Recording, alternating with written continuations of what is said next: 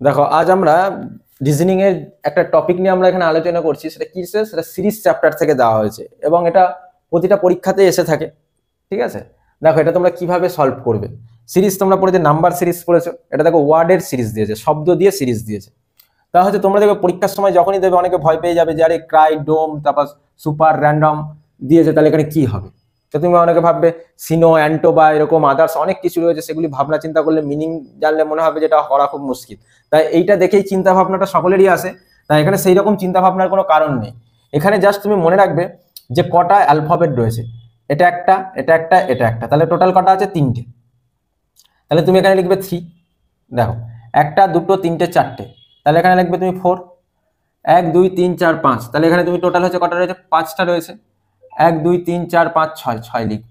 ঠিক আছে, এবার আমি দেখো এখানে যদি সাজিয়ে লিখি 3 4 5 6, তুমি এবার তো বুঝতেই পারছো 3 4 5 6, তাহলে পরেরটা 7টা হবে।